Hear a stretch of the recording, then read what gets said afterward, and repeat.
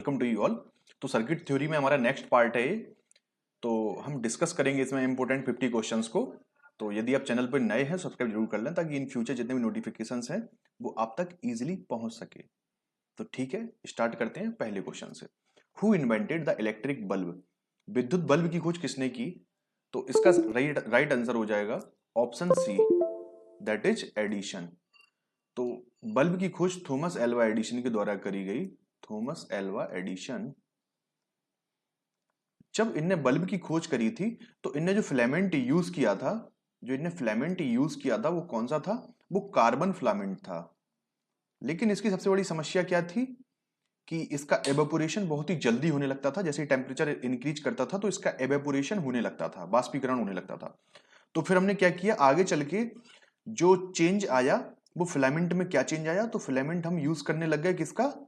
Tungsten का, जो कि आजकल हम यूज करते हैं। टंगस्टन का फिलामेंट यूज करने लग गए। इसका जो टेम्परेचर होता है 3600 डिग्री सेल्सियस तक होता है, जबकि जो कार्बन फिलामेंट था इसका टेम्परेचर 90 डिग्री सेल्सियस के आसपास था। तो जो फिलामेंट बल्ब है after the use of tungsten ये सक्सेसफुली काम करने लग गया। ठीक है, तो नेक्स्ट क्वेश्चन मूव करेंगे हम। अगला क्वेश्चन है, हमें बताना है how much time in second will be taken by 40 coulomb of charge to pass through a point in a circuit if a current of 8 ampere flow through it. यानी कि अगर 8 एम्पियर की करंट, 8 एम्पियर की current किसी circuit में से flow करती है तो 40 कूलम चार्ज को पास करने के लिए कितना टाइम लगेगा?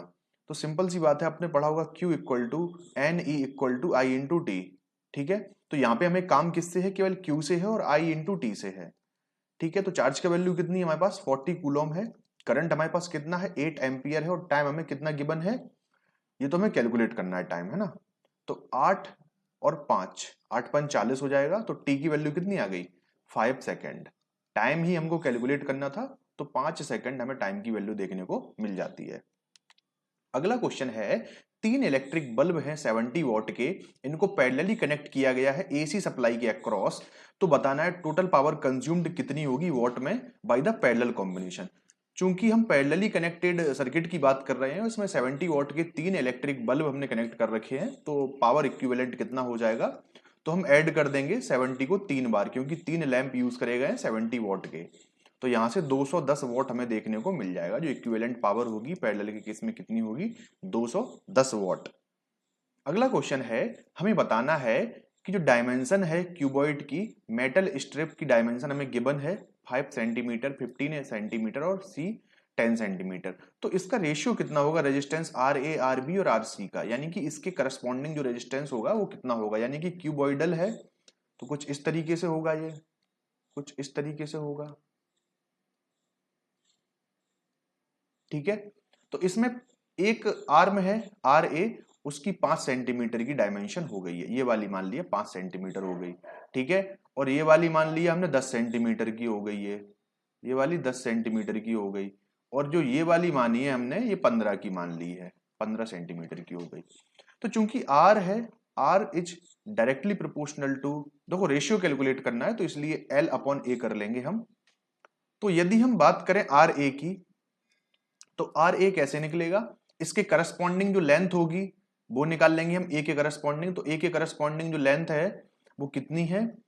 5 सेंटीमीटर है ना ए के करस्पॉन्डिंग लेंथ, तो 5 सेंटीमीटर हो गई। लेकिन जो एरिया होगा, जैसे 5 सेंटीमीटर करस्पॉन्डिंग लेंथ है ए के अक्रॉस, लेकिन जो एरिया होगा इसके करस्पॉन्डिंग वो इन दोनों का प्रोडक्ट होगा। यानी कि एरिया हम ये वाला कंसीडर करेंगे, ये नीचे वाले हिस्से का एरिया कंसीडर करेंगे हम। तो कितना हो जाएगा? 10 इंटू 15 ये हो जाएगा। तो 5 अपॉन 150 यहां आ गया हमारा। और आरबी की यदि हम बात करें तो आरबी की लेंथ कितनी है? आरबी की लेंथ हमारी यह है 15 सेंटीमीटर। 15 सेंटीमीटर है ये। तो इसके केस में जो एरिया होगा वो ये वाला कंसीडर करेंगे हम, एरिया ये वाला एरिया कंसीडर करेंगे।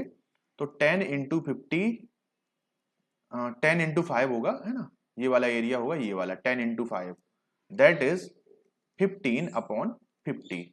इसके बाद सिमिलर आरसी का देखेंगे तो आरसी के करस्पॉन्डिंग जो लेंथ होगी वो 10 सेंटीमीटर होगी। ये आरसी के करस्पॉन्डिंग लेंथ हमारी 10 सेंटीमीटर होगी और इसके करस्पॉन्डिंग एरिया हमारा ये वाला हो जाएगा।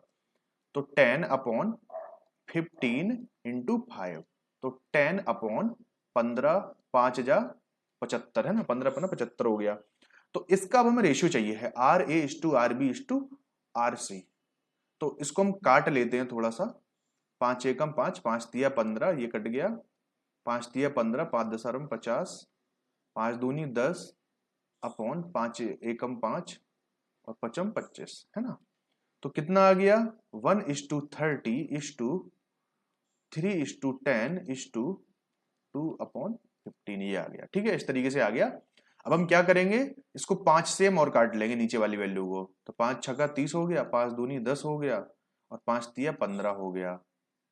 ठीक है, तो कितना बचा और क्या कर सकते हैं इसमें हम, इसको और काट सकते हैं कि नहीं काट सकते। अब एलसीएम ले लेते हैं हम इसका। एलसीएम हमने कितना ले लिया, 6 ले लिया एलसीएम। एलसीएम कितना आ गया, 6 आ गया हमारा एलसीएम। तो 1 यहां रहेगा, इस टू 2 तिया 6, तो 3 तिरका 9 हो जाएगा, इस टू 3 दूनी 6, 2 दूनी 4 हो जाएगा। तो जो रेशियो रहेगा वो कुछ इस तरीके से आ जाएगा, 1:9:3 दूनी 6। ठीक है, तो 1:9:4।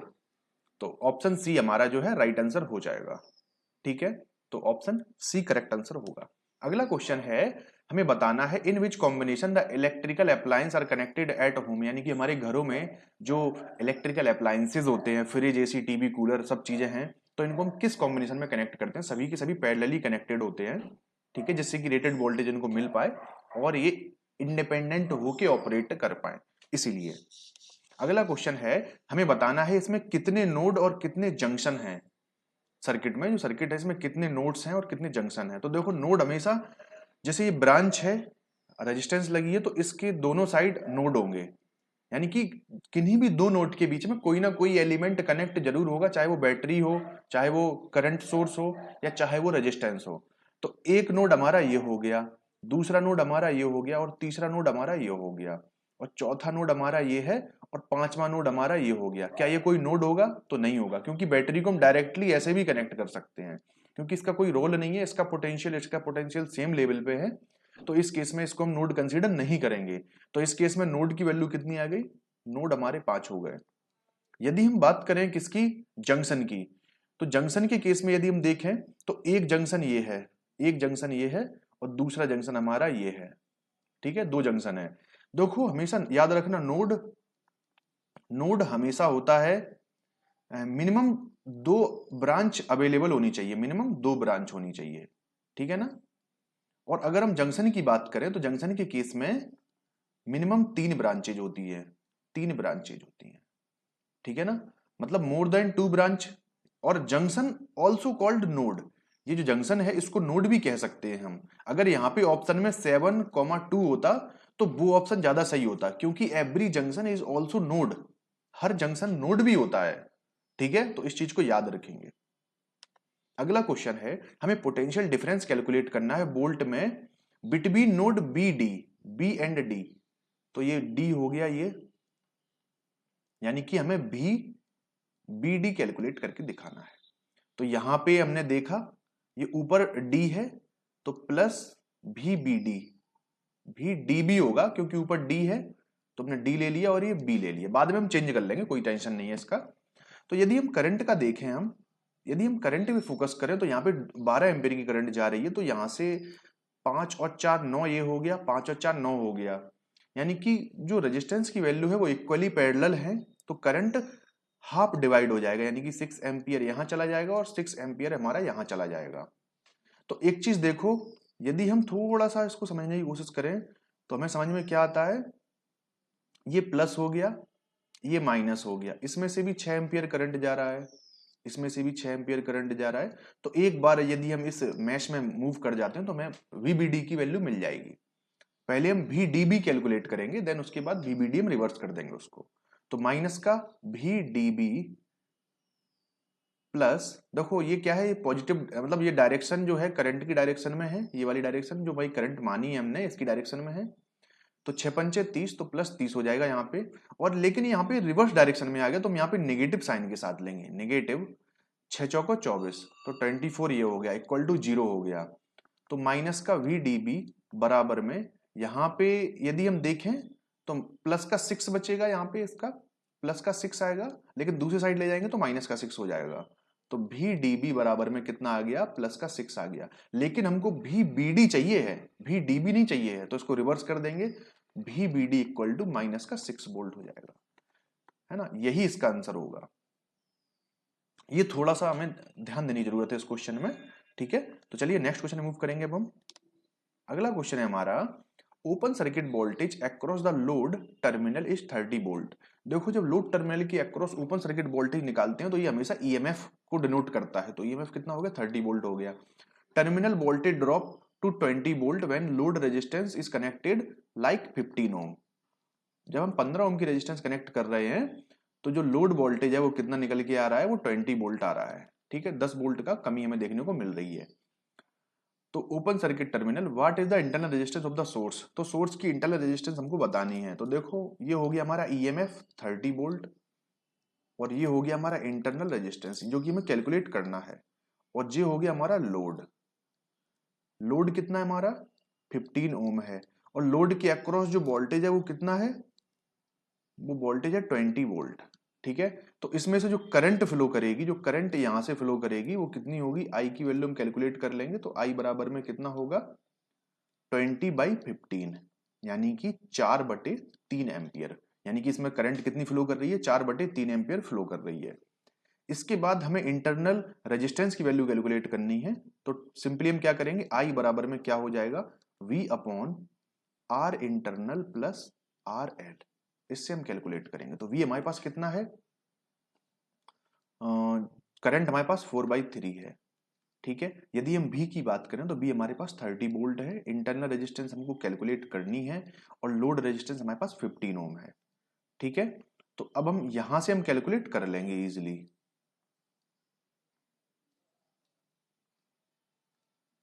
ठीक है। तो इसको मल्टीप्लाई कर देते हैं, तो 4 इंटरनल रेजिस्टेंस प्लस 15 चौको 60 बराबर में 30 या 90। तो 4 इंटरनल इक्वल टू यहाँ पे 30 बचेगा, 90/60 माइनस हो जाएगा, तो आर इंटरनल कितना आएगा, 30/4, यानी कि R internal that is equal to 4 7 28 और 4 5 20, 7.5 ओम। कितना आ गया आंसर, 7.5 ओम। तो ऑप्शन हमारा जो डी है वो हमारा करेक्ट आंसर हो जाएगा, option D will be the right answer.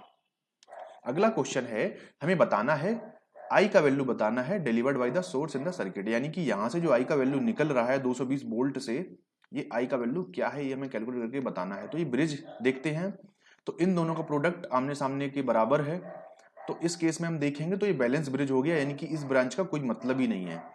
तो ये 5 और 5 ये सीरीज में हो जाएगा तो 10 हो जाएगा, और ये 5 और 5 भी सीरीज में हो जाएगा तो ये 10 हो जाएगा, और ये दोनों 10 आपस में पैरेलल में होंगे, तो फाइनली 5 ओम जो है इक्विवेलेंट रेजिस्टेंस हमें देखने को मिल जाएगा 5 ओम का। तो बस आई बराबर क्या होगा, V यानी total voltage 220 volt upon equivalent resistance 5 ओम।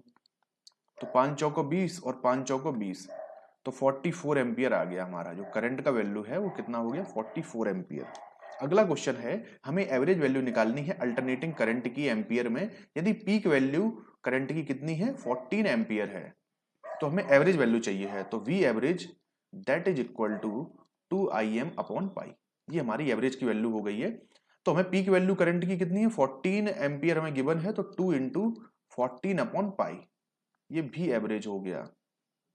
भी एवरेज बराबर में 14 दूनी 28 हो जाएगा, और 1 अपॉन पाई की वैल्यू होती है 0.318, कितनी होती है 0.318, तो 28 इंटू 0.318 हम करेंगे तो हमें मिल जाएगा 8.9 के आसपास आएगा। जो एवरेज वोल्टेज आएगा वो कितना आएगा, 8.9 के अप्रॉक्स आएगा। तो ऑप्शन ए हमारा जो है वो सही आंसर हो जाएगा। अगला क्वेश्चन है, हमें इक्विवेलेंट रेजिस्टेंस बतानी है between terminal X and Y. ये जो एक्स और बाय टर्मिनल है इनके अक्रॉस हमें इक्विवेलेंट रेजिस्टेंस कैलकुलेट करनी है आर एक्स बाय, ये कितना होगा।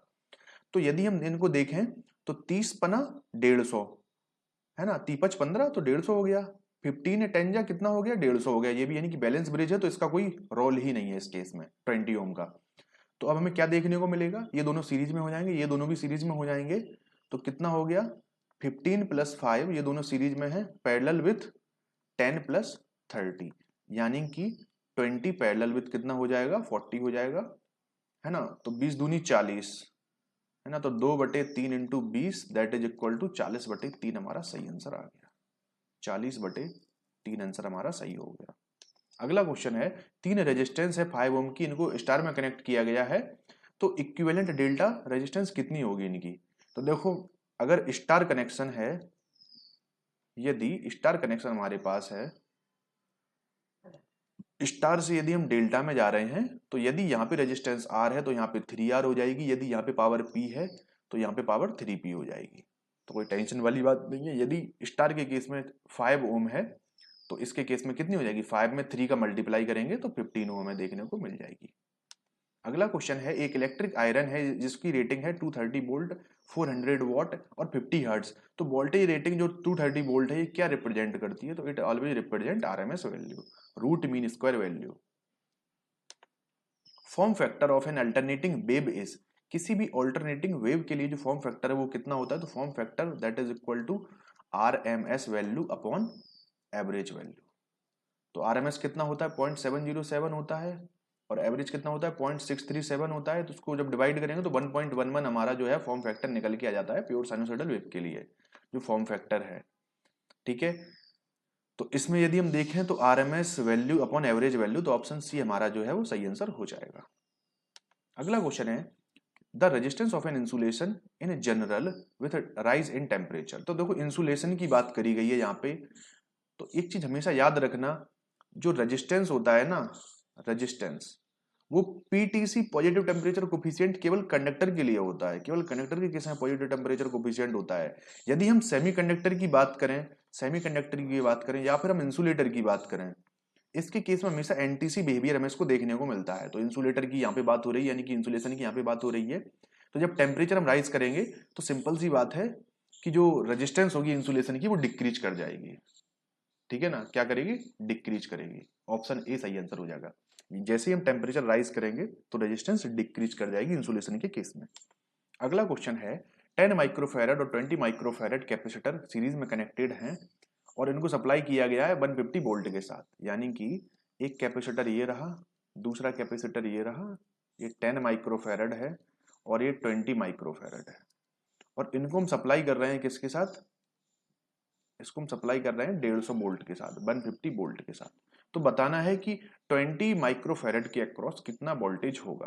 तो V 20 microfarad that is 150 multiply with 20 के अक्रॉस निकालना है, तो 10 वाला हम पहले लेंगे, माइक्रोफैरड ये हो जाएगा, और यहाँ पे इन दोनों को ऐड कर देंगे तो 30 माइक्रोफैरड हो जाएगा। तो माइक्रोफैरड से माइक्रोफैरड चला जाएगा, ये 5 बार यहाँ जाएगा, यानी कि 50 वोल्ट आ गया। तो 20 माइक्रोफैरड के अक्रॉस जो वोल्टेज होगा वो कितना होगा? 50 वोल्ट होगा। That is option D. अगला क्वेश्चन है, हमें बताना है कि इनमें से कौन सी कंडीशन है पोटेंशियल डिवाइडर के लिए जिसमें फ्रीक्वेंसी से इंडिपेंडेंट हो जाता है। ठीक है ना, फ्रीक्वेंसी से इंडिपेंडेंट बनाने के लिए पोटेंशियल डिवाइडर के लिए कौन सी कंडीशन इनमें से सही होगी? तो देखो, पोटेंशियल डिवाइडर यदि हम देखें, ये बैटरी सोर्स लगा हुआ है, एक रेजिस्टेंस R1 ये हो गया और R2 ये हो गया, ये R1 है और ये R2 है। तो इसके केस में जो हम यहाँ से जो आउटपुट वोल्टेज ले रहे हैं, V0 वोल्टेज ले रहे हैं, तो ये पोटेंशियल डिवाइडर की तरह काम करता है। यदि हम चाहते हैं कि पूरा का पूरा ये पोटेंशियल डिवाइडर है ये फ्रीक्वेंसी से इंडिपेंडेंट रहे, यानी कि किसी भी तरीके से फ्रीक्वेंसी का इस पर इफेक्ट ना पड़े, तो इसके केस में क्या करना पड़ेगा? ये जो R1 है और जो R2 है, इनका टाइम कॉन्स्टेंट हमेशा जो है वो इक्वल होना चाहिए, यानी कि R1 C1 should be equal to R2 C2। कुछ ना कुछ इसमें कैपेसिटिव इफेक्ट भी देखने को मिलता है, ठीक है, रेजिस्टेंस के केस में। तो R1 upon R2 that is equal to C2 upon C1। तो कंडीशन हमारी ये निकल के आ गई, condition for independent of frequency, independent of frequency for potential divider, potential divider. ठीक है, तो उस केस में हमें ऑप्शन कौन सा सही हो जाएगा? ऑप्शन सेकंड हमारा सही आंसर हो जाएगा। तो डी ऑप्शन हो जाएगा, सेकंड इज ट्रू ओनली। ठीक है, अगला क्वेश्चन है, इनमें से कौन सा बेस्ट कंडक्टर है इलेक्ट्रिसिटी का? तो सॉल्टी वाटर, क्योंकि आयोनाइज हो जाता है, आयोनाइज हो जाता है, इसलिए ये बेस्ट कंडक्टर है इलेक्ट्रिसिटी का, है ना, सॉल्टी वाटर। अगला क्वेश्चन है हमारा, 20 माइक्रोफैरेड कैपेसिटर को कनेक्ट किया गया है आइडियल वोल्टेज सोर्स के अक्रॉस, तो करंट बतानी है कैसा होगा। तो देखो, आइडियल वोल्टेज सोर्स है तो आरसी जो टाइम कांस्टेंट है वो लगभग 0 के आसपास हो जाएगा, मतलब नियरेस्ट टू जीरो होगा। तो उस केस में क्या होगा कि पहले तो ये वेरी हाई मतलब राइज करेगा, very high current in the capacitor will be very high at first, ठीक है ना, करंट बहुत ज्यादा हाई होगा, देन एक्सपोनेंशियली डिके। नहीं, ये वाला आंसर नहीं होगा, क्योंकि ये और ये सेम ही है। बस इसमें क्या बता दिया, at study state it become zero, current की बात हो रही है। तो स्टडी स्टडी कंडीशन में क्या है, जो कैपेसिटर है ना ये ओपन सर्किट हो जाएगा, ये फुली चार्ज होके अपने आप को सर्किट से रिमूव कर लेगा, यानी कि ओपन सर्किट हो जाएगा स्टडी स्टेट पे, स्टडी स्टेट पे। तो इस केस में क्या होगा, जो करंट होगी वो जीरो हो जाएगी। ये ऑप्शन ज्यादा बेटर है। तो will be high at first, यानी कि शुरुआत में बहुत ज्यादा करंट होगी, क्योंकि जो आरसी है वो लगभग नियरेस्ट टू जीरो होगा, तो चार्जिंग करंट बहुत ज्यादा हो जाएगी, ठीक है। फिर उसके बाद एक्सपोनेंशियली डीके करने लगेगी, ठीक है ना। इसके बाद स्टडी स्टेट कंडीशन में क्या होगा, ये जीरो हो जाएगी, क्योंकि स्टडी स्टेट कंडीशन में जो कैपेसिटर होता है वो ओपन सर्किट की तरह ट्रीट करता है। तो इसके लिए ऑप्शन जो ए है वो करेक्ट आंसर हमारा हो जाएगा। अगला क्वेश्चन है, तीन लैंप कनेक्टेड हैं सर्किट में, at what condition 100 watt bulb lamp will have maximum brightness, यानी कि 100 वॉट की जो बल्ब है, ये वाला जो बल्ब है ये मैक्सिमम ब्राइटनेस कब देगा। तो देखो ये जो सोर्स है, हम चाहेंगे कि मैक्सिमम वोल्टेज इसी को मिले, यानी कि इसके अक्रॉस कोई वोल्टेज का ड्रॉप ना हो। तो उस केस में हम क्या करेंगे, हम इसको हम क्लोज कर देंगे, इसको हम क्लोज कर देंगे, और इसको हम ओपन रहने देंगे, ये ओपन सर्किट कर देंगे, इसको हम क्लोज कर देंगे। तो K3 ओपन सर्किट रहेगा, K3 इज ओपन, है ना, और K2 कैसा रहेगा, क्लोज रहेगा, और K1 इज ओपन, ठीक है। K1 यहाँ पे ओपन है, लेकिन K1 अगर क्लोज भी हो जाए मान लो, क्योंकि मतलब ये दो ऑप्शन से सेटिस्फाई करना है हमको पहले, क्योंकि ये कंपलसरी कंडीशन हमें करनी पड़ेगी यदि हम चाहते हैं कि 100 वॉट का मैक्सिमम ब्राइटनेस दे। लेकिन यदि K1 को हम क्लोज भी कर देते तो पैरेलली कनेक्टेड है, देखो ये शॉर्ट हो गया यहाँ से, तो ये पूरी इस तरीके से करंट इसमें फ्लो करेगा। और लेकिन यदि 40 वॉट को भी यदि हम K1 से कनेक्ट कर दें तब भी ब्राइटनेस पे कोई फर्क नहीं पड़ेगा। क्यों, क्योंकि दोनों पैरेलली कनेक्ट कंसीडर करी जाएंगे। पैरेलल कनेक्शन में ऑपरेशन एक दूसरे से इंडिपेंडेंट होता है, डिपेंड नहीं करेगा एक से दूसरे पे, ठीक है ना। तो इस केस में ऑप्शन डी हमारा सही आंसर हो जाएगा, ठीक है। तो ऑप्शन डी हमारा राइट आंसर है। अगला क्वेश्चन है, इनमें से कौन सा ऑप्शन करेक्ट है। यदि हम बात करें हीट जनरेटेड किसी भी कंडक्टर के लिए, तो आई स्क्वायर आर टी, हीट बराबर में क्या होता है, आई स्क्वायर आर इंटू टी, या कभी कभार ऐसा भी देखने को मिल जाता है V square upon R into T. Heat एक तरीके से एनर्जी है, एनर्जी है, ये कैलोरी में डिफाइंड होती है मैक्सिमम टाइम, कैलोरी में डिफाइंड होती है। 1 joule that is equal to 1 calorie that is equal to 4.186 joule, इस तरीके से होता है। कैलोरी बड़ी यूनिट है जूल से, ठीक है ना। अगला क्वेश्चन है, इनमें से कौन सा जो ऑप्शन है वो ट्रू है। The equivalent resistance in series combination is larger than the largest resistance in the combination, बिल्कुल। यानी कि जो हम इक्विवेलेंट रेजिस्टेंस कैलकुलेट करेंगे किसी भी सीरीज कॉम्बिनेशन के लिए, तो वो हमेशा ज्यादा होगी जो लार्जेस्ट रेजिस्टेंस हमने यूज करी है कॉम्बिनेशन में उससे। बहुत सही बात है ये। तो ऑप्शन ए हमारा पहला ही ऑप्शन करेक्ट हो जाएगा। अगला क्वेश्चन है, रेजिस्टिविटी कंडक्टर, किसी भी कंडक्टर की रेजिस्टिविटी किस पे डिपेंड करती है। यहाँ पे रेजिस्टिविटी की बात हो रही है, कंडक्टर की रेजिस्टिविटी किस पे डिपेंड करती है, रेजिस्टिविटी यानी कि रो।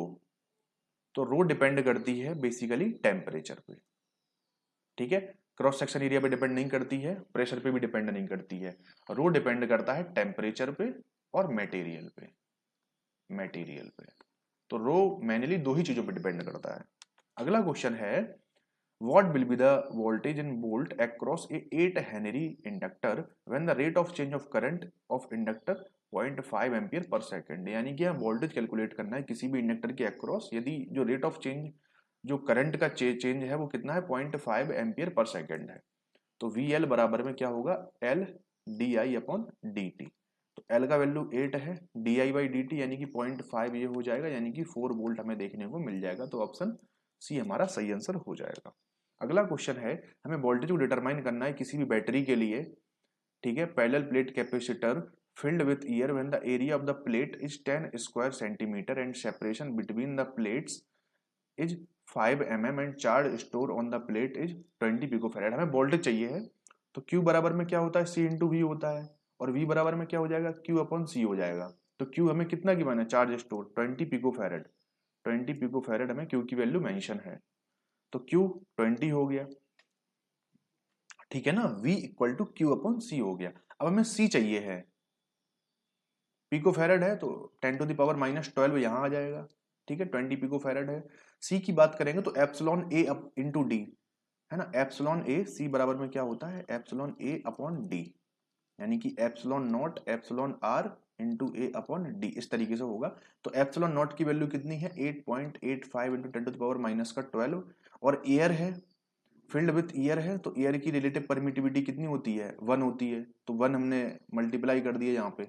एरिया की बात करेंगे तो 10 स्क्वायर सेंटीमीटर हमें एरिया देखने को मिल रहा है प्लेट का, तो 10 इंटू 10⁻⁻⁴ हो जाएगा, स्क्वायर सेंटीमीटर है, ठीक है।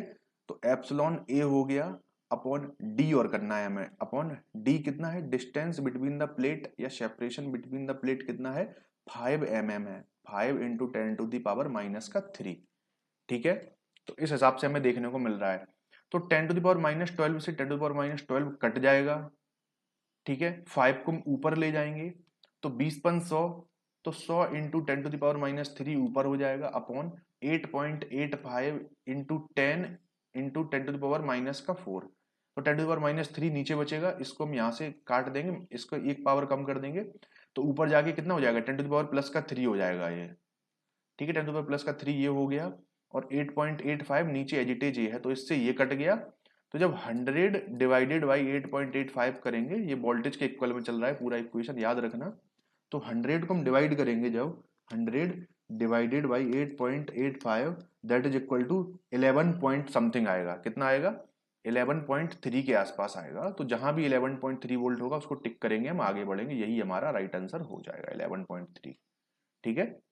तो अगला क्वेश्चन देखते हैं, what is the equivalent resistance in ohm between point X and Y, यानी कि ये एक्स वाई है, इसके अक्रॉस इक्विवेलेंट रेजिस्टेंस कितनी होगी, यानी कि आर एक्स वाई हमको कैलकुलेट करके बतानी है। तो देखो 2 और 4 सीरीज में हो जाएंगे, 4 2 6, 6 का 3 के साथ पैरेलल निकालेंगे हम, तो 6 इंटू 3/6 और 3 कितना हो जाता है, 9 हो जाता है, ठीक है। तो 3 त्रिका 9 और 3 दूनी 6, तो 2 ओम हमारा ये आ गया, यानी कि इसकी जगह पे क्या आ गया, 2 ओम आ गया हमारा, कितना आ गया, 2 ओम आ गया। और 3 और 2, सॉरी इसकी जगह पे नहीं आएगा, थोड़ा सा गलती हो गई यहाँ पे, ये जो इक्विवेलेंट हमने कैलकुलेट किया है 2 ओम, ये यहां तक कैलकुलेट किया है, 6 और 3 का पैरेलल हमेशा क्या आता है, 2 ओम आता है, ये तो याद ही होना चाहिए बेसिकली हमें। 2 ये इसके साथ सीरीज में आ जाएगा, ये दोनों सीरीज में हो जाएंगे, तो 2 और 2 4 हो जाएंगे, 4 और 4 पैरेलल में जाएंगे, तो 4 4 का 2 बचेगा, फिर ये 2 इसके साथ पैरेलल में आ जाएगा, तो 2 और 2 का पैरेलल 1 आएगा, तो फाइनली जो आंसर होगा वो ऑप्शन बी, यानी कि 1 ओम होगा, R X Y that is equal to 1 ohm, option B, ठीक है।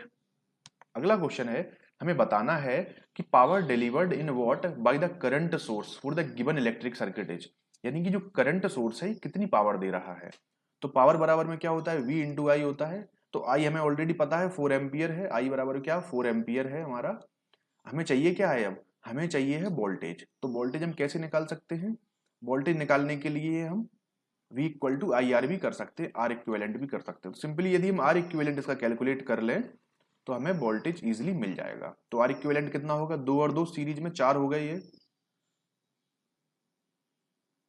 ठीक है ना। तो 2 और 2 कितने हो गए, ये 4 हो गए, 4 और 4 का पैरेलल देखेंगे तो 2 बचेगा, तो आर इक्विवेलेंट हमारा कितना आ गया, 1 + 2 + 2, यानी कि 5 ओम आ गया हमारा आर इक्विवेलेंट।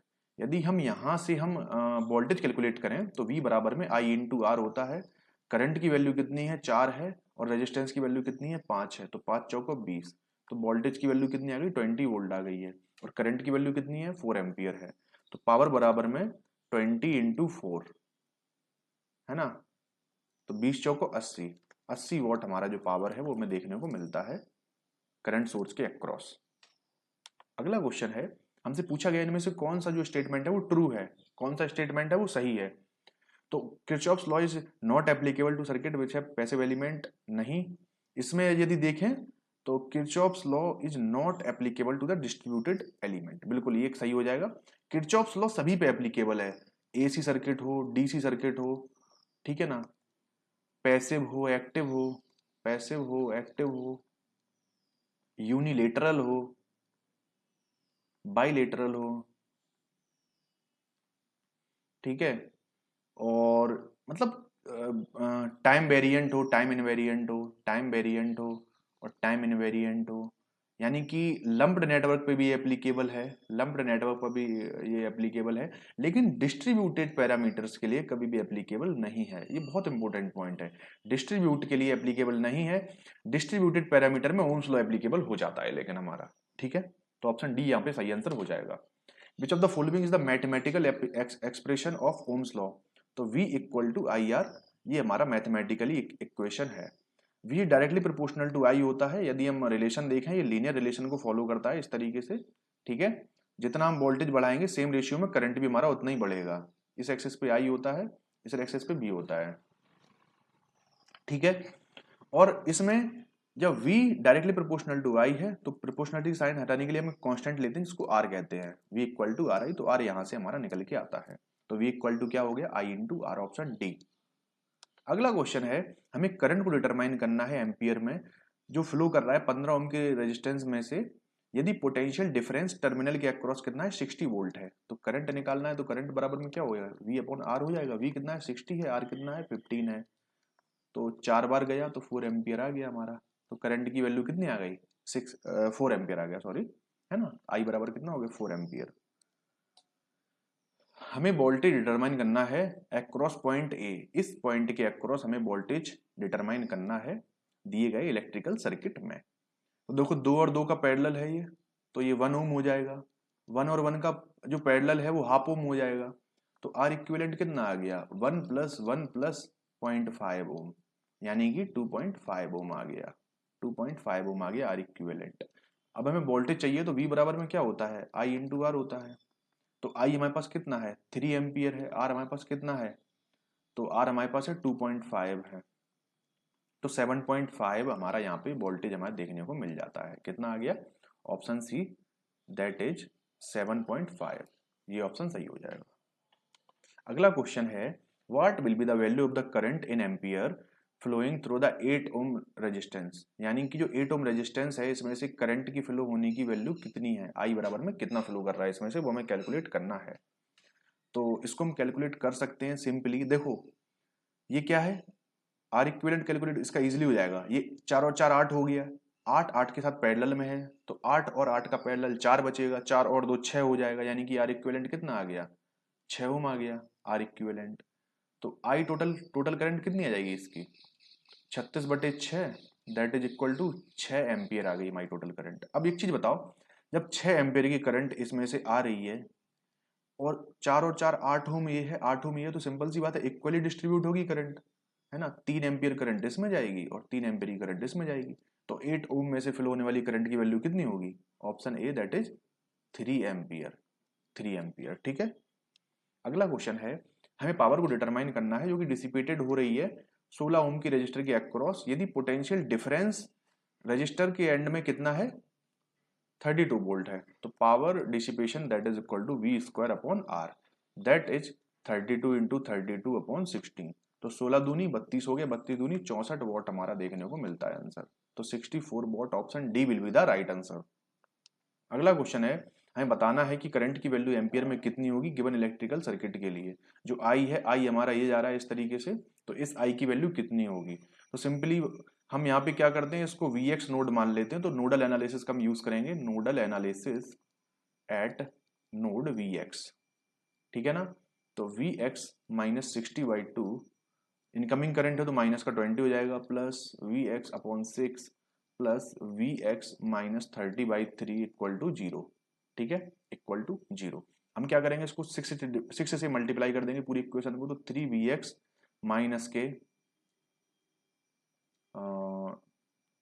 6 3 18, 180 हो जाएगा, माइनस का 6 दूनी 12, 120 ये हो जाएगा, plus Vx plus 2Vx minus 60 that is equal to 0। तो 3 और 4 और 6, तो 6Vx that is equal to, सब नेगेटिव ही है यहाँ पे, 180 और 120 को जोड़ेंगे हम, तो यहाँ से 300 ये बनेगा, 360 ये हो गया हमारा, ठीक है ना। ये माइनस का रहेगा, दूसरी साइड आएगा तो प्लस का हो जाएगा। तो Vx बराबर में कितना आ गया? 60 आ गया, 60 वोल्ट आ गया। तो Vx हमें 60 वोल्ट मिल गया, तो आई का वैल्यू कितना आ जाएगा? 60 upon 6 that is equal to 10 ampere. कितना आ गया? B option, 10 ampere. अगला क्वेश्चन है हमारा, हमें डिटरमाइन करना है करंट की वैल्यू को थ्रू 10 ओम रेजिस्टर इसमें से करंट कैलकुलेट करना है, लेकिन हम सोर्स कनेक्ट कर रहे हैं 8 वोल्ट और इंटरनल रेजिस्टेंस 1 ओम का PQ के अक्रॉस, यानी कि सिंपली हम यहाँ पे 1 ओम का एक इंटरनल रेजिस्टेंस के साथ एक वोल्टेज सोर्स को कनेक्ट कर रहे हैं जिसकी वैल्यू कितनी है, 8 वोल्ट है।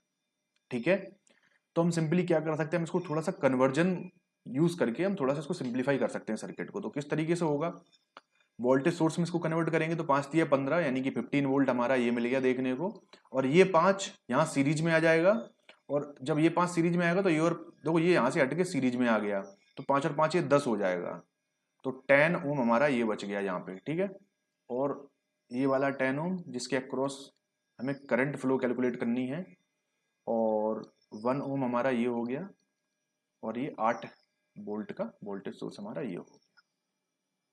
ठीक है, अब इस सिंप्लीफाई फॉर्म में है, इस नोड को हम भी मान लेते हैं, तो नोडल एनालिसिस यूज करेंगे, V minus 15/10 plus V upon 10 plus V minus 8/1 equal to 0। 10 से मल्टीप्लाई कर देते हैं, V minus 15 plus V plus 10 V minus 80 equal to 0। ठीक है ना, तो 10 और 2 12 यानी कि 12 volt that is equal to 80 और 15 कितने हो जाएंगे, 80 10 90 और 5 95 95। तो भी बराबर में कितना आ गया, 95/12 आ गया। तो 12 अट्ठे 96 यानी कि 7 पॉइंट समथिंग आएगा, 7.9 ऐसा कुछ रहेगा। एक सेकंड करके देखते हैं, 95/12 तो 7.91 वोल्ट आ गया, लेकिन हमें करंट चाहिए है, ये वोल्ट कितना है 7.91 है, तो करंट निकालेंगे हम तो कितना आ जाएगा 7.91 अपॉन में कितना 10 ओम हो जाएगा, अपॉन 10 हो गया, तो 0.79 के आसपास हमारा जो आंसर है वो देखने को मिल जाता है। Option A will be the right answer. अगला क्वेश्चन है, हमें बतानी है कि इसकी रूट मीन स्क्वायर वैल्यू कितनी होगी, वेव फॉर्म में गिवन है। तो देखो ये साइनोसोडल वेव है, जीरो से स्टार्ट हो रही है, मैक्सिमम जा रही है पाई पे, यहाँ पे फिर जीरो पे आ गई है, और फर्दर ये ऐसी चल रही है 2 पाई पे ये फिर से जीरो पे आ जाएगी, तो ये साइनोसोडल वेव है एक तरीके से। तो इस केस में जो रूट मीन स्क्वायर जो आरएमएस वैल्यू होती है इसकी, वो कितनी होती है 1 पॉइंट,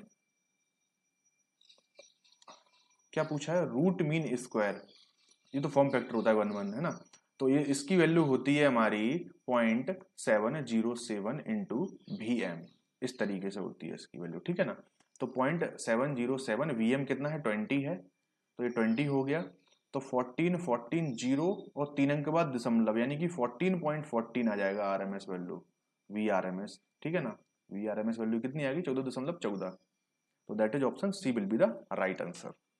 अगला क्वेश्चन है, हमें peak to peak value calculate करनी है साइनोसोडल वोल्टेज के लिए, यदि एवरेज वैल्यू हमारे पास कितनी है 100 वोल्ट है। ठीक है ना, साइनोसोडल वोल्टेज है ये ध्यान रखेंगे हम, तो average voltage that is equal to 2 VM upon pi हो गया ये।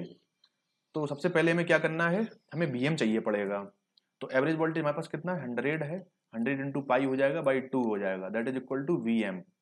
तो ये 50 बचा, 50 इंटू पाई, पाई यानी 3.14 that is equal to VM, यानी कि 50 में हम मल्टीप्लाई करेंगे किसका 3.14 का, तो कितना आ गया 157 हमें देखने को मिल गया, कितना आ गया ये BM का value, VM that is equal to 157,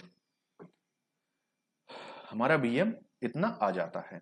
इसके बाद हमें क्या करना है, हमें 2 BM कैलकुलेट करना है। पीक टू पीक का मतलब क्या है, peak to peak that is equal to VM minus of minus VM that is equal to 2 VM, है ना। तो पीक टू पीक निकालेंगे, पी टू पी निकालेंगे हम, तो क्या निकल के आएगा हमारा 2 मल्टीप्लाई विथ 157, है ना। इसको हम 2 से मल्टीप्लाई कर देंगे तो हमें कितना मिल जाएगा 314 मिल जाएगा हमें लगभग।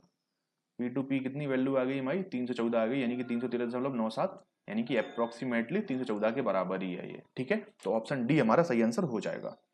अगला क्वेश्चन है, हमें कैपेसिटेंस की डायमेंशन कैलकुलेट करनी है। तो Q बराबर में क्या होता है C इंटू वी होता है, C बराबर में क्या होता है Q अपॉन V होता है, that is Q upon W upon Q। ठीक है ना, वोल्टेज बराबर क्या होता है एनर्जी अपॉन चार्ज, तो C बराबर में क्या निकल के आ रहा है Q स्क्वायर अपॉन W। अब Q का टर्म यहाँ पे है नहीं, तो Q बराबर में क्या होता है I इंटू टी होता है, तो I square into T square ये हो गया। एनर्जी की बात करेंगे हम, तो एनर्जी यानी कि वर्क बराबर ही चीज है, तो फोर्स इंटू डिस्टेंस, तो फोर्स यानी कि मास इंटू एक्सेलरेशन मीटर पर सेकंड स्क्वायर इंटू डिस्टेंस रहेगा, तो इस पे भी स्क्वायर आ जाएगा। ठीक है ना, तो इस केस में हम देखेंगे आई स्क्वायर, ये टी स्क्वायर माइनस का है नीचे, तो ऊपर जाएगा तो प्लस का हो जाएगा, तो टी की पावर -4 ये हो जाएगा अपॉन ML स्क्वायर। तो जो कैपेसिटेंस है उसकी डायमेंशन कितनी निकल के आ गई, आई स्क्वायर की जगह हम ए स्क्वायर भी रख सकते हैं, क्योंकि आई की जगह कई बार ए भी देखने को मिल जाता है, तो ए भी हम यहाँ कर सकते हैं। तो ए स्क्वायर टी की power 4 upon M L square, ठीक है, एम एल स्क्वायर, ये एल है, सी मत समझ लेना, ठीक है। अगला क्वेश्चन है, हमें करंट की वैल्यू बतानी है जो कि 1 ओम के रेजिस्टर में से फ्लो कर रही है, यानी कि ये वाली करंट की वैल्यू हमें कैलकुलेट करनी है दिए हुए सर्किट में। तो देखो इसमें हम सुपरपोजिशन थ्योरम यदि हम यूज करें, एक बार में एक ही सोर्स कंसीडर करें, तो मान के चलो हमने पहले ये वाला सोर्स कंसीडर कर लिया 5 वोल्ट का, तो इसमें से जो I1 फ्लो कर रही है वो कितनी फ्लो करेगी, तो ये तो ओपन सर्किट हो गया, तो 5/1 that is equal to 5 ampere I1 हो गया। अब I2 निकालेंगे हम किससे, करंट सोर्स से। तो जब करंट सोर्स हम एक्टिवेट करेंगे तो ये शॉर्ट सर्किट हो जाएगा, इसको हम शॉर्ट सर्किट कर देंगे। तो जब ये शॉर्ट सर्किट होगा तो करंट यहाँ तो जाएगा नहीं, क्योंकि मिनिमम रेजिस्टेंस का पाथ फॉलो करता है करंट, तो करंट पूरा इसमें से निकल जाएगा, वापस इसके पास आ जाएगा, यानी कि ये शॉर्ट हो जाएगा करंट सोर्स। तो करंट सोर्स की कोई वैल्यू है ही नहीं इस केस में, तो I2 की वैल्यू इस केस में 0 हो जाएगी। तो जो इक्विवेलेंट करंट आएगी वो कितनी आएगी, 5 = 0 that is equal to 5 ampere, ठीक है ना, तो 5 एम्पियर। अगला क्वेश्चन है, किसी भी फिगर में, दिए हुए फिगर में, if we connect a source of 2 volt with internal resistance 1 ohm across terminal A, ठीक है ना, यानी कि यहाँ पे बात कर रहे हैं एक 1 ओम और 2 वोल्ट का हमने क्या किया, एक बैटरी सोर्स कनेक्ट कर रखा है। तो बतानी है कि इंटरनल रेजिस्टेंस इतनी है with positive terminal A B, then find then current R में से जो करंट हो रही है फ्लो वो बतानी है, यानी कि इसमें से जो करंट कितनी फ्लो कर रही है ये हमें कैलकुलेट करना है।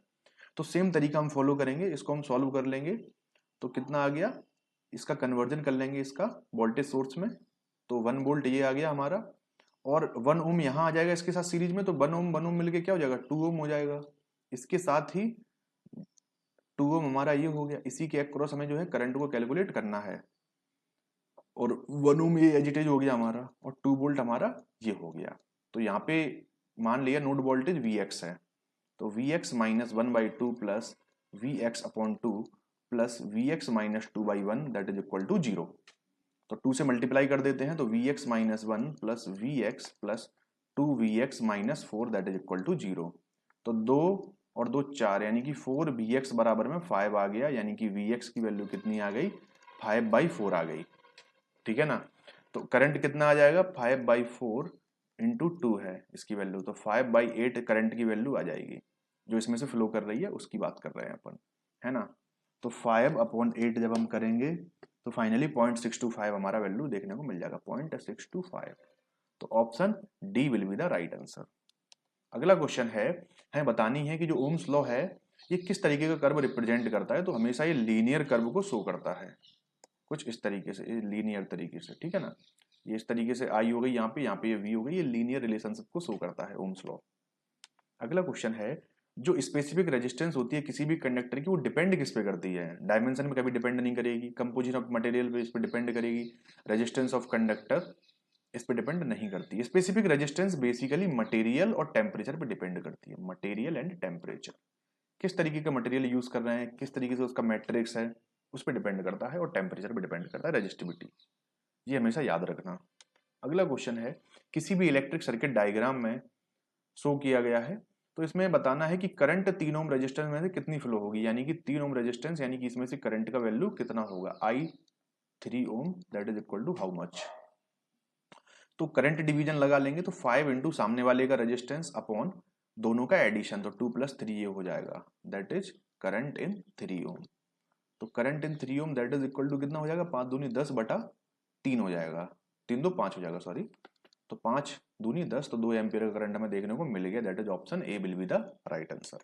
अगला क्वेश्चन है, मैं बताना है इनमें से कौन सा जो पेयर है वो रॉन्ग है, रॉन्ग डायरेक्शन में है, यानी कि गलत है। तो देखो यदि हम देखें, सेम चार्ज है, ठीक है ना, सेम चार्ज है, ये चार्ज के बारे में बताया गया है यहाँ पे, जब सेम चार्ज होते हैं तो रिपेल करते हैं, यानी कि एक दूसरे से भागते हैं, प्रतिकर्षित होते हैं, तो बिल्कुल सही है। अपोजिट चार्ज है तो एक दूसरे को अट्रैक्ट करते हैं, ये भी सही है, हैं। फिर से सेम चार्ज है तो एक दूसरे को रिपेल करेंगे, यानी प्रतिकर्षित होंगे, तो फिर ये अलग अलग भागेंगे एक दूसरे से। इसके बाद यदि हम बात करें इसकी, ये सेम चार्ज है, नेगेटिव नेगेटिव चार्ज है, लेकिन सेम चार्ज के केस में क्या कर रहा है, ऑप्शन मतलब क्वेश्चन के हिसाब से ये अट्रैक्ट कर रहे हैं, जबकि ऐसा कभी नहीं होगा। इनका जो रियल कॉन्फ़िगरेशन होना चाहिए था कुछ ऐसा होना चाहिए था, ये रिपेल करते, भागते एक दूसरे से, है ना, प्रतिकर्षित होते ना कि आकर्षित होते। तो इस केस में ये हमारा जो ऑप्शन ए है ये रॉन्ग है, ये रॉन्ग है हमारा, और रॉन्ग ही हमसे पूछा गया है, तो ऑप्शन ए हमारा रॉन्ग हो गया। हमसे रॉन्ग के बारे में पूछा गया, रॉन्ग डायरेक्शन के बारे में, तो ऑप्शन ए। अगला क्वेश्चन है हमारे पास, दो रजिस्टर को हमने पैरेलली कनेक्ट कर रखा है स्टेबल वोल्टेज सोर्स के साथ, तो बताना है कि जो करंट है और जो पावर है रजिस्टर R1, केवल इसकी करंट की बात हो रही है, इसकी करंट I1 की बात हो रही है और इसकी पावर P1 की बात हो रही है, ठीक है ना। Power of resistance R1 change when the resistance R2 decrease by half, R2 को तुम हाफ कर रहे हो, यानी कि R2 डैश कितना हो गया, R2 बाई 2 हो गया, और इसके अक्रॉस हमने स्टेबल वोल्टेज सोर्स कनेक्ट कर रखा है, भी वोल्टेज सोर्स है मान लो। तो इसमें से जो सामने वाला रेजिस्टेंस है उस पर क्या फर्क पड़ेगा, उसकी करंट और उसकी पावर पे क्या फर्क पड़ेगा, तो देखो पैरेलली कनेक्टेड है दोनों, इससे वोल्टेज सोर्स हम कनेक्ट करें, जो वोल्टेज सोर्स इसके पास है सेम वोल्टेज सोर्स इसके पास है, तो इस केस में क्या होगा, जो करंट है और जो पावर है सामने वाली रेजिस्टेंस की, यानी कि इस वाली रेजिस्टेंस की, वो हमेशा सेम रहेंगे, बहुत current and power constant. Option C हमारा सही आंसर होगा, क्योंकि पैरेलल कनेक्शन है, पैरेलल कनेक्शन में सामने वाले की रेजिस्टेंस में तुम कुछ भी करो, लेकिन जो दूसरा पैरेलली कनेक्टेड है उसकी ऑपरेशन पे कोई भी इफेक्ट नहीं होगा। अगला क्वेश्चन है, जो इंटरनल वोल्टेज ड्रॉप है किसी भी वोल्टेज सोर्स में, वो किस पे डिपेंड करता है, ठीक है। Is highest when no load is applied, नहीं, depends upon the internal resistance of the source, बिल्कुल। जो इंटरनल वोल्टेज ड्रॉप है वो किसके अक्रॉस होता है, वो इंटरनल रेजिस्टेंस के अक्रॉस होता है, तो इंटरनल वोल्टेज ड्रॉप हमेशा किस पे डिपेंड करेगा, इंटरनल रेजिस्टेंस पे। इसीलिए हम कहते हैं कि आइडियली वोल्टेज सोर्स जो है उसका जो इंटरनल रेजिस्टेंस है ये हमेशा क्या होता है, जीरो होना चाहिए आइडियली, लेकिन प्रैक्टिकली ये मिनिमम टू मिनिमम होना चाहिए, जितना कम रख सकें, जिससे कि जो वोल्टेज ड्रॉप है, इंटरनल वोल्टेज ड्रॉप वो कम से कम हो। अगला क्वेश्चन है, एक कैपेसिटर को चार्ज किया गया है स्क्वायर वेव के थ्रू, तो बताना है कि इसके अक्रॉस वोल्टेज कितना होगा। तो देखो, यदि हम बात करें वोल्टेज की, वीसी बराबर में क्या होगा, 1/c IT इंटू dt, यानी कि इंटीग्रेशन कर रहे हैं अपन, ठीक है ना। करंट सोर्स की जो वेव है कैसी है, स्क्वायर है, तो स्क्वायर वेव का इंटीग्रेशन करते हैं तो ट्रायंगुलर वेव हमें देखने को मिलता है, ट्रायंगुलर वेव यानी कि रैंप फंक्शन जैसा कुछ होता है, तो ट्रायंगुलर वेव हमें देखने को मिलता है, तो ऑप्शन बी हमारा सही आंसर हो जाएगा। अगला क्वेश्चन है, Kirchhoff voltage law apply to circuit with, तो इसको हम लीनियर पे अप्लाई कर सकते हैं, नॉन लीनियर पे भी कर सकते हैं, linear non linear active passive element, ठीक है। इसके लिए लेकिन ऑप्शन डी ज्यादा सही होगा, क्योंकि इसमें सब कुछ कवर किया गया है, लीनियर पे भी कर सकते हैं, non linear, active, passive, time variant as well as time invariant element, तो सब पे एप्लीकेबल है ये, है ना। अगला क्वेश्चन है, एक्टिव एलिमेंट सर्किट का कौन सा एलिमेंट हमें एक्टिव एलिमेंट के रूप में देखने को मिलता है, तो आइडियल करंट सोर्स एक एक्टिव एलिमेंट के रूप में देखने को मिलता है किसी भी इलेक्ट्रिकल सर्किट के लिए। तो फ्रेंड्स, यहाँ पे 50 क्वेश्चन हमारे कंप्लीट हो गए हैं। उम्मीद करता हूँ आपको लेक्चर बहुत अच्छा लगा हो। यदि आप चैनल पर नए, सब्सक्राइब जरूर कर लें। Thanks for watching.